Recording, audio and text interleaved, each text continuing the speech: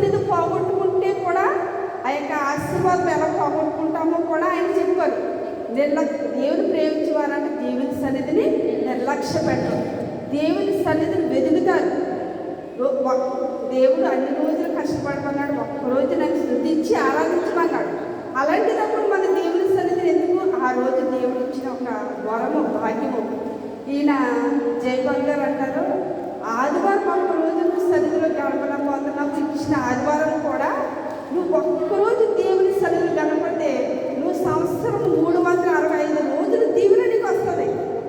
ఆ రోజు నువ్వు దేవుని సన్నిధిలో మొదలుపెట్టలేకపోతున్నావు, దేవుని సన్నిధిలో గడపలేకపోతున్నావు, నీకు కొన్ని ఆశీర్వాదాలు మన చేతులతో మనమే పోగొట్టేసుకున్నాం. దీవెన ఆశీర్వాదం కొన్ని ఏంటనుకుంటాం, కానీ దేవుడు నన్ను దీవించట్లేదు, దేవుడు నన్ను బలపరచట్లేదు.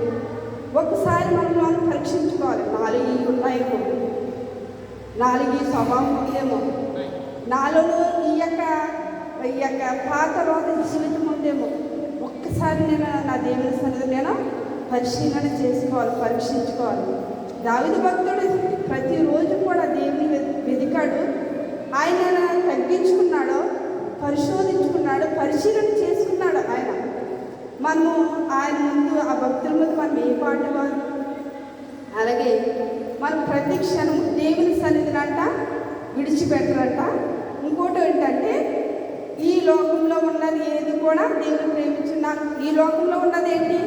నేత్రాశ, శరీరాశ, జీవితము, ఇవన్నీ కూడా ఉండవాలి. మూడోది ఏదో చెప్పారు, ఇలా కొన్ని ఆయన కలిగిన దాంట్లో మనకు ఒకరికి సాయం చేసే విధంగా, ఒకరికి మనకు కలిగిన దాంట్లో ఏ దాంతో కొంత సాయం చేసేవారు. అప్పుడు దేవుని క్రియలు మన పట్ల అలా బయలుపరచబడతాయి. అలాగే ఈరోజు నేను ఈ యొక్క వాక్యం వల్ల నూతన సంవత్సరంలో ఫస్ట్ వారం చెప్తామనుకున్నాను, కానీ దేవుడు ఇప్పుడు ఇచ్చాడు అవకాశాన్ని. మొన్న నేను మా అమ్మవారి ఇంటికి వెళ్ళిన అక్కడ సీఆర్ గారు వస్తారు, బాగా చెప్తారు. అందరూ కూడా మాకు ప్రార్థన చేస్తారు, చాలా విశ్వాసం ఉంటారు. మా అమ్మవారి దేశ సోదర చర్చ చాలా బాగా అందరి చేత ప్రార్థన చేస్తారు. అందరూ కూడా భారం కలిపి ప్రార్థన చేస్తారు. అక్కడ చిన్నపిల్లలు కూడా చేసి కూర్చుంటారు. అక్కడ నాకు ఆశ్చర్యం, చిన్నపిల్లలు కూడా చాలా క్రమశిక్షణలు. చిన్న చర్చి 3 మరియల కోసం ఇక్కడ రాయబడి ఉన్నది. సమయం ఎక్కువ పడుతుంది కానీ కొంచెం క్లుప్తంగా నేను చెప్తాను. 1 మరియా, కన్య మరియా, 2వది మగ్దలేని మరియా, 3వది యేసు పాదములకు అత్తరు పూసిన మరియా. ఈ 3 వాక్యాలు లూకాసు వార్త 1వ అధ్యాయము 27వ వచనం.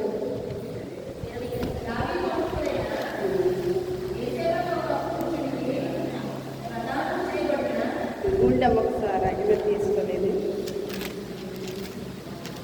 లూకాసు వార్త 1వ అధ్యాయము 29వ వచనం, 27.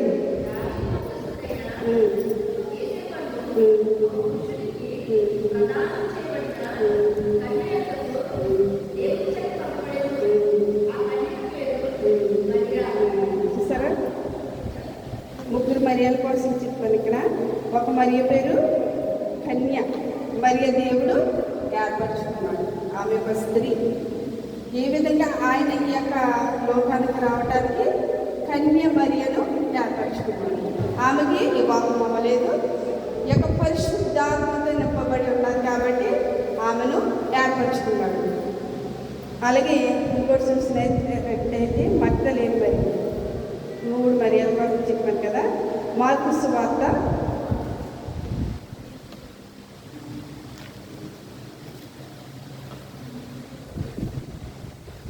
16వ అధ్యాయము 9వ వచనం.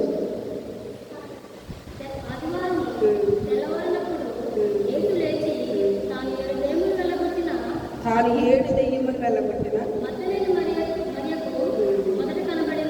ఇక్కడ చూసారా, ఒకటి ఆయన భూమి మీద రావడానికి స్త్రీని ఎంచుకున్నాడు. ఆమె కన్యక.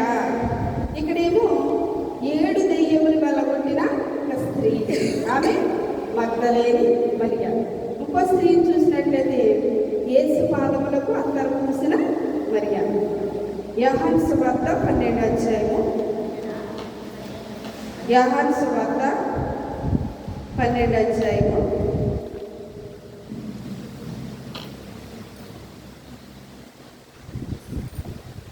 అది 3వ వచనం.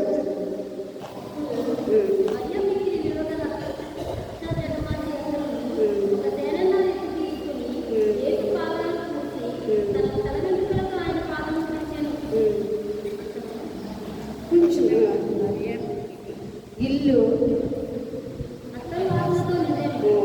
ఇంకో ఇక్కడ చూసారా 3వ వచనం. అప్పుడు మరియ మిక్కిలి పిలుపు గల అచ్చజట మాంసి. ఆమె పేరు కూడా మరియా. ఆమె ఎవరు? అత్తరు పూసిన మరియా.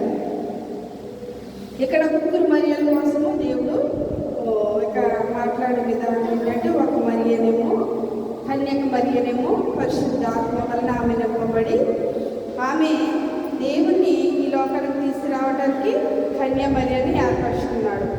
ఇక ఆయన చనిపోయి ఇక తిరిగి లేచి ఆయన భూమి మీదకి రావడానికి కన్య మరియని ఏర్పరుచుకున్నాడు.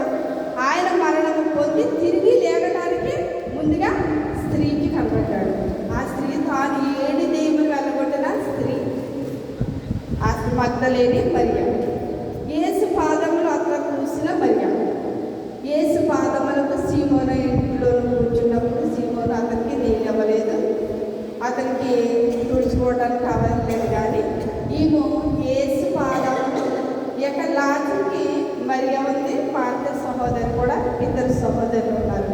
అందులో మరియ యేసు పాదముల చెంత పడి అతను పూసి అతని పాదాలు పెట్టుకుని అతన్ని ప్రేమించింది, అతన్ని హత్తుకుంది. ఇక మార్త కంటే మరియ ఇక మార్తేమో అనేక పనుల మీద ఇక చింత కలిగి ఉంది లోకానుసారంగా. ఈమైతే ఇక లోకానుసారమైన విధంగా కాకుండా ఆత్మానుసారంగా దేవుని యొద్దకు నేను వెళ్తే ఏ విధంగా నేను రక్షణ పొందగలను, ఏ విధంగా నేను పరిశుద్ధాత్మ పొందగలుగుతానని ఆమెమో మార్తేమో అనేక విధాలుగా బాధపడుతుంది. ఈమెమో చక్కని దేవుని సన్నిధిలో కూర్చుని దేవుని దగ్గర కూర్చుని చక్కని ఉపచారం చేస్తూ ఈ యొక్క ఆయన బోధ వినిచున్నది ఆమె దగ్గర. ఇప్పుడు మనం ఏ విధంగా ఉన్నామంటే కన్య మరియ అంటే ఆయన సన్నిధిలో మనం ఉన్నాము. మనలోకి ఆయన రావాలంటే మనకి ఏం కావాలి? ఆత్మ మనం పొందుకోవాలంటే ఏం కావాలంటే మనం ఆత్మ పూర్ణులే ఉన్నప్పుడు ఆయన ఆత్మ మన మధ్య నివసించి మనలోకి వస్తుంది. అలాగే ఆమె పరిశుద్ధాత్మతో నిండుకుని ఉన్నారు కాబట్టి ఆమె ద్వారా ఆయన ఈ లోకానికి వచ్చాడు. ఇంకో మరి అయితే ఆమె ఈ యొక్క అనేక విధాలుగా బాధపడుతుంటే ఈ యొక్క దేవుని చేత ఆయన ఆమెను ముట్టి ఆమెను స్వస్థపరిచి ఆమెను ఒక సాక్ష్యంగా నిలబెట్టి 7 దెయ్యములు ఎలగొట్టిన మగ్దలేని మరియ అని ఆమెకు పేరు ఉంది. ఈ స్త్రీనేమో నా కోసం ఆయన ఇంటిలోనికి వెళ్ళినప్పుడు నన్ను ఏ విధంగా ఈమె చేర్చుకుంటానే ఈ మరియ కోసం ఇక్కడ రాయబడి 3 మరియలు దేవుని చేత ఏర్పరచబడిన వారు, దేవుని ఎన్నుకున్నవారు, దేవుని కోసం మీద ఒక సాక్ష్యంగా నిలబడ్డారు. ఇప్పుడు వారు కోసం ఇక్కడ రాయబడి ఉన్నారు కాబట్టి ఈ రోజు మనము మాట్లాడగలుగుతున్నాం. లేకపోతే ఏ కన్యకలాగా మనం ఉన్నాము, ఏ కన్యక ద్వారా మనము ఆయన సన్నిధిలోకి వచ్చి ఆయన ఆరాధించినప్పుడు ఎలాంటి ఆశీర్వాదం మనకు కలుగుతుందో మనం ఒకసారి పరీక్షించుకోవాలి. ఎప్పుడు కూడా ఈ 3 కూడా దేవుని చెందే ఉన్నారు, పరిశుద్ధాత్మ వల్ల. ఆయన ఈ 3తో మాట్లాడాడు కాబట్టి వారి కోసమే పరిశుద్ధ గ్రంథంలో రాయబడ్డాడు. అలాగే మనమందరం కూడా వచ్చాం. కానీ ఒక వారం ఒకరు చెప్పవచ్చు, ఒక వారం ఒకరు చెప్పవచ్చు.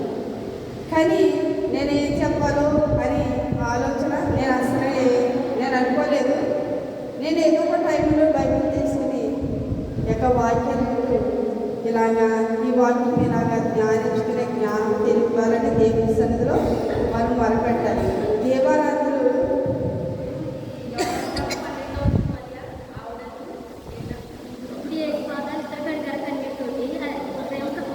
ఆమె పేరు కూడా మరియా.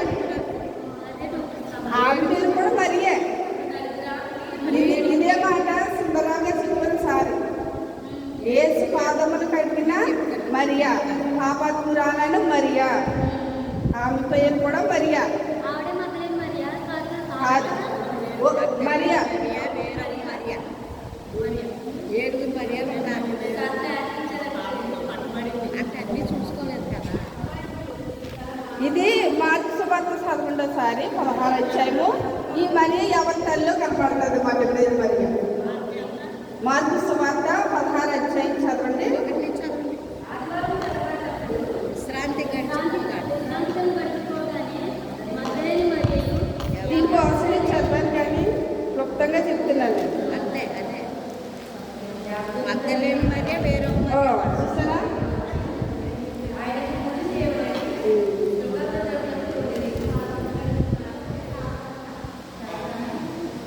విశ్రాంతి దినం గడిచిపోగానే మగ్దలేని మరియయు, యాకోబు తల్లి అయిన మరియయు, సొలొమోను వచ్చి ఆయనకు పూయవలననే సుగంధ ద్రవ్యములు కొనిది. ఇక్కడేమో మగ్దలేని మరియ, ఆమె కన్యక మరియ, పరిశుద్ధాత్మ వలన ఆ మరియ. ఇదే వాక్యము మార్కు సువార్తలో ఉంటుంది, లూకా సువార్తలో ఉంటుంది, యోహాను సువార్త 3 సువార్తలో ఉంటుంది. ఇది ఈమె పేరు కూడా మరియా. మీరు చదవండి, ఈమె పేరు కూడా మరియానే రాయబడుతుంది అక్కడ. పార్వతీపురాలనే స్త్రీ. అది ముగ్గురు మరియా కోసం ఇక్కడ రాయబడుతుంది. ఇంకా ఉంటారు, చాలామంది ఉన్నారు, ఇంకా ఉన్నారు. అలాగే మనం కూడా ఆ విధంగా ఉండాలి. దేవుని సన్నిధిలో దేవుని వాక్యము యొక్క జ్ఞానం చేయడానికి ముందు దేవుని సన్నిధిలో మనం ప్రార్థన చేసుకుంటేనే దేవుడు మనకి బయలుపరుస్తాడు. మన అంతటా మనం చెప్పేదేమి, దేవుని సన్నిధిలో మనం ప్రార్థన చేసుకుంటేనే దేవుడు బయలుపరుస్తాడు. అలాగే ఈ ముగ్గురు కన్యకులు దేవుడు ఎంతో ప్రాముఖ్యం ఇచ్చాడు. తర్వాత ఉన్న స్థానంలో ఉన్నారు. దేవుడు వారిని ఎంతగానో ఆశీర్వదించాడు. మనం కూడా ఆ విధంగా ఉండాలి దేవుని సన్నిధిలో. దేవుని చిత్తమైతే మరొక వారము ఎవరైనా చెప్పండి, దివ్యానికి చెప్పినా పర్వాలేదు, కానీ భారం కలిగి ప్రార్థన చేసి దేవుడు కొడుకు చెప్తాడు. నీ ప్రార్థన నీ ఆయుధం. నువ్వు ముందుకు వెళ్ళాలంటే, శ్రమలు దాటాలంటే దేవుని సన్నిధిలో నువ్వు ఎంతగా మొరపెట్టుకుంటావో దీనురాలివై అంతగా దేవుడు కృప చూపుతాడు. మేమందరం కూడాను ఏదో మీకులాగే చదువుకున్నాం, మీకులా పని చేసుకున్నామని, కానీ దేవుడు ఎంత జ్ఞానం ఇచ్చి ఇలా నిలబెట్టి మేము చెప్తున్నామంటే మా అంతటి మాకు వచ్చేసిన జ్ఞానం కాదు. దేవుని సన్నిధిలో మొరపెట్టుకుంటేనే సొలొమోను రాజు ఏమన్నాడు? నాకు జ్ఞానము తెలియమన్నాడు. ఈ ప్రజలను పరిపాలించడానికి నాకు జ్ఞానం తెలియమన్నప్పుడు ఆయన జ్ఞానం ఇచ్చాడు, తెలివిచ్చాడు, ఐశ్వర్యం ఇచ్చాడు. అలాగే నువ్వు కూడా దేవుళ్ళు ఒక నిబంధన చేసుకుని నేను ఈ విధంగా పాత్రగా నన్ను వాడుకోవచ్చు, ఈ విధంగా నేను వాడబడుతున్నానని నువ్వు ఈ సన్నిధి శుభ్రం చేయడానికి వచ్చి మరి మానేశావు. దేవుడు నువ్వు నాగట్టి మీద చేయబట్టి వెనకట్టు చూసుకోవడం నాకు పాత్రలు కాదని దేవుడు అన్నాడు. నువ్వు ఏదైనా చేయాలనుకుంటే దేవుడి మీద భావిస్తున్న ఇల్లు శ్రమలన్నాయి ఎవరికైనా వస్తాయి. భక్తులకే గొప్ప గొప్ప శ్రమలు వచ్చి మనం ఏ పాడుతారు.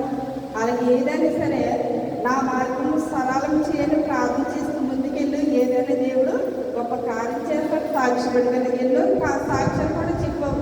అవి దేవుడు చేసిన మేలే కదా, కానీ సాక్ష్యము దేవుడు చేసిన మేలు కదా అని వెళ్ళి మర్చిపోయి విడిచిపెట్టేసి సల్లారిపోయిన జీవితం కాదు. కానీ లేక దేవుడు చేసిన కార్యం ఎత్తుపట్టుకుని ప్రార్థన చేసి దేవుని సన్నిధిలో నేను ఉండాలి, నిత్యము నీ సన్నిధిలో నేను కనపడాలి, నీ ఆశీర్వాదం ఉంది నా కుటుంబం నిత్యం నీ సన్నిధిలో కనపడాలని బలంగా ప్రార్థన చేసుకో. దేవుడు ఏదో ఒక దర్శనం ద్వారా కలతారో ఎవరో ద్వారా మాట్లాడతాడు.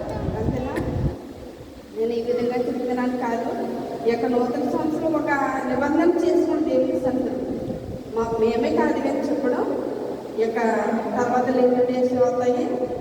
అప్పుడు యొక్క 7 మాటలు ఒక మాట తీసుకొని చెప్పు, దేవుడే మాట్లాడుకుంటాడు. అందరూ కూడా ఆయన కూడా మొన్న బైబిల్ తీసుకుంటూ చెప్పలేదా?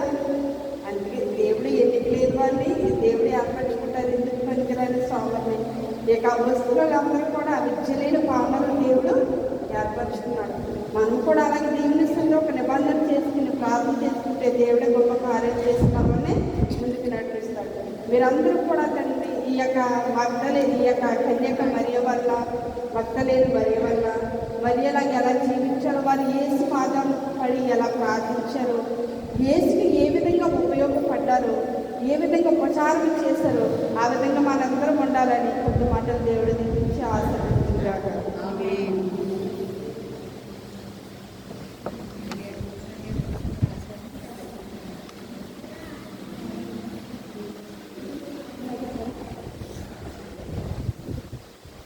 వాక్యం చెప్పిన గోధుమ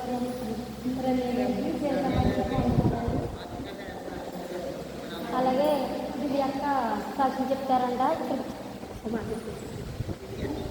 అదే మనం సిలబస్ జరిగింది కదండి,